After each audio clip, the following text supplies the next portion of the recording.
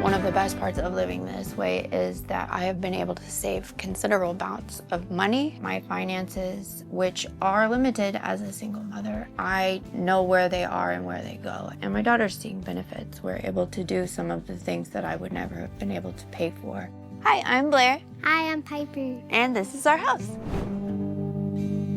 So I moved from a house built in 1910. It was craftsman style, and it was a very large kitchen. It was an open format house, and we downsized into this. So I've lost a lot of room, but I still have everything that I needed. One of the easiest ways for me to minimize my items was to look, okay, what have I used within the last year? Take what you've used within the last year, put a Post-it note on it, put it in another cabinet. If that Post-it note is still there within 6 months or a year, you're not gonna use it, and it can get out of your home and you can have a lot more space. So for part of what I use the kitchen for, in addition to food and the family, is I also do art, or I might be doing my job in here. So it works as a great work from home standing desk. I'll just put a cover over this for safety at that time, but then I also cover over it and do art. Most of these cabinets are full of pens and paintbrushes because that was important to me. Rethinking your storage is a possibility. You don't have to keep kitchen things in the kitchen. You can use it in a different way.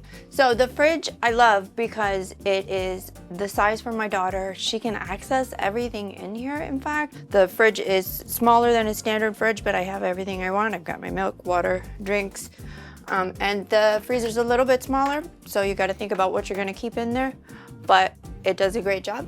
So since you've come by at a really special time, we have actual snow in Texas, which never happens. We've added a large snowball to the fridge, and then we're gonna keep these until summer and probably throw them at each other in August when it's 110. I still have a washer for my dishes. It's very easy, they go in this way, but it's half size, and that's great for me because I don't need to do a full load of dishes anymore. The sink, which is a large kind of farm style sink, and then I have the spray attachments still. All of my coffee and food I keep in here. All of my bowls, any kind of extra cooking implements that I need are in this one. And I love the different functionalities of all the appliances. Everything works for our needs right now. I like cooking in here. I like creating in here, and I also like working in here. It has everything I need. I like the art that I get to add. I can switch it around anytime that I want to. I love the backsplash. Overall, a large part of why I chose a house is I really love this kitchen and the energy in it. Over here, we're looking at these stairs that lead up to the loft for the second floor. This is also sort of my pantry, and I have additional storage and some really cool parts about it. So the stairs collapse and push back in to provide additional room if you're not using the loft during the day. This part opens up and has storage. It's a piece of wood specifically put to fit there, and I love these kind of bespoke wood pieces that have been built into the house. This pulls out and is our sort of table that we would use each day if we're having lunch, and I also use it for art. These alcoves, I have some storage, and then I have electricity running through there as well. Running down into this cabinet, I have some additional elements for the cats if they need it when we're out of town. What inspired me to go tiny was just a full life of living around consumption and buying just a lot of different things and then buying new things over and over each year. I didn't want to live that way anymore. I wanted to value what I owned and have that in my home. It took about 2 years to pare it down and look at it and really say, do I want this? Do I need this? Can this go to someone else? We brought it down from a large 1,600 square foot house to a 300 square foot house now. And what I have in here is what is really important for me. So that's one of the best steps I've ever taken. One of the great benefits of living this way is that my finances, which are limited as a single mother, I know where they are and where they go, and I'm able to budget each month. What I pay here is substantially less than what I would pay for any apartment anywhere in America. So I'm definitely saving money, and I feel great about it. And my daughter's seeing benefits. We're able to do some of the things that I would never have been able to pay for, extracurricular activities.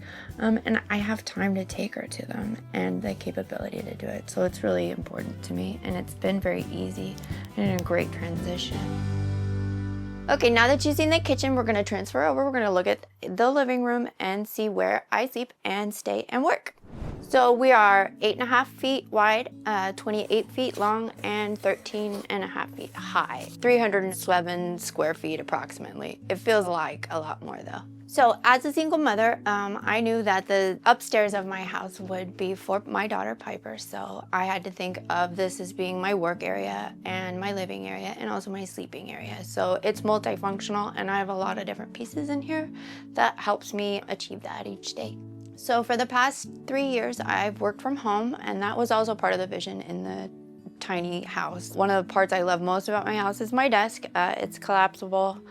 I can pull it up. It's strong enough to hold any amount of monitors that I want to put on it, and then I can work from home all day. Something that's really important to me is to always have things that are multifunctional or cross-functional. So most everything in my house can be used for more than one use. The desk is great for school, and it's also great for work. The chair here folds out all the way into another twin bed. I have 2 sons. Every once in a while they may come and stay, I hope, fingers crossed, but we've got spaces for them. And then this behind me is a drawer that pulls out all the way to the length of this living room and is a full-size bed. I've used it for storage. You can also use it for sleeping, which works great. And then my bed is the most comfortable thing I have. I made it myself and I'm very proud of it. I've got all the pillows I need. It's really comfortable. It's basically my bed and my couch, and then my reading for the evening or afternoon. Over here on the side, the window lifts. There's a catio attached on the patio that the cats can go outside and play and also enjoy the outdoors and see the birds. For me, I've always worked my life in retail. I will re-merchandise a room if you leave me in here for more than 48 hours. So it may look like this today. I may switch it all totally around tomorrow. And that's part of the joy of having a tiny house. It's really easy to rearrange your entire house, give it a totally new mood or new feeling. So this is what we have right now. I've got the green moment and I'm really enjoying it, but we may switch to a totally different color next time you see it. You may be wondering what the door is behind me. I'm going to show you that next. So welcome to my bathroom. This is just about everything I could ever want in a bathroom, and it's a relaxing spa to me. I have the sink, which sometimes the cat may be laying in there, and it's really cute. I have plenty of storage on either side. I have a washer and dryer that works great on my lunch break or just on a 15-minute break. I can just come in, do a little bit of my laundry. I have hangers here. This comes up and then I can hang the clothes as I go, and putting it away is really quick because right here is my closet that contains everything. I have plenty of space up here for additional storage. Personally, I have a cat named Lucy who likes to stay up there, so I've left it for her, and I've left the window for her because she likes to look out. And here's Mia in the sink, as I said. The shower has one of the best parts because I've got like a 5-function rain shower that makes you feel like you're in the rainforest when you're in it. Overall, I love the bathroom, my powder room. I just enjoy the spa feeling. It has a ton of space without actually occupying a large amount of square feet. This was the first house that I walked. It was perfect and exactly what I wanted, and I really connected with the previous owner and the owner who had built it. It's built in 2016. I paid $60,000 and everything was totally fitted. I didn't add any piece of this to it other than the furniture. So for me, the value was absolutely there. From the sale of my home, I was able to just outright buy this home, and now I don't owe anything to any mortgage company again, which is one of the most refreshing feelings that I can think of. My previous expenses, just the mortgage, was $1,400.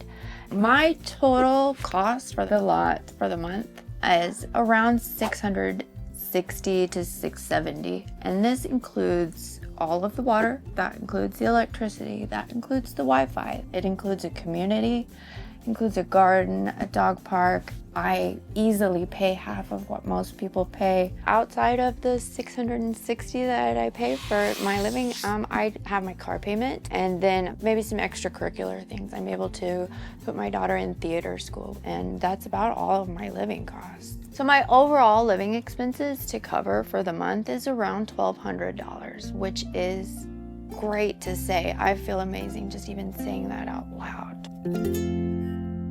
Now we're gonna take you upstairs to see the second floor, and you're gonna meet Piper, and she's gonna show you her room.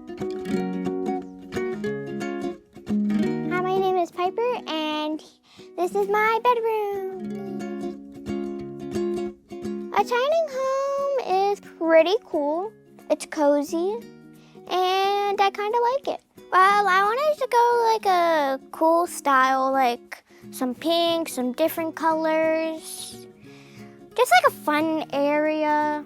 The chair and the bed has to be my two favorite because I can sit there and watch TV. I can lay down here and just relax. And I really like the windows. I can just control the windows. It's a great view. And also up here that you can open the top and look at the sky from there. But right now it's covered with snow because here in Texas we have snow right now. So also in a tiny house that you can also go outside a lot. So I like to do soccer, and we also bought some leashes for my cat so I can also take them on walks. And this is Lucy. This is my mom's cat, and she is a black cat with some orange spots and white spots on her little feeties. She is beautiful. The old house that I had to share a bedroom with my mom, but here I get my own bedroom with my own stuff. I really like it because I get my own privacy, I get to do stuff that I want to, and it's just great.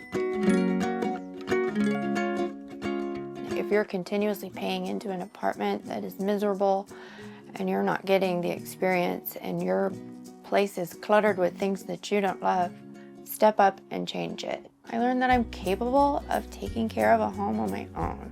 I learned that I'm capable of solving problems and finding solutions. And then I've also learned that I'm tougher than I thought I was, and that I'm stronger than I thought I was. I can do this with my daughter.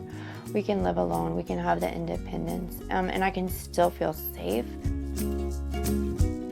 Thank you for coming by. I hope you enjoyed the tour. It was great meeting you. Bye. Bye. Me.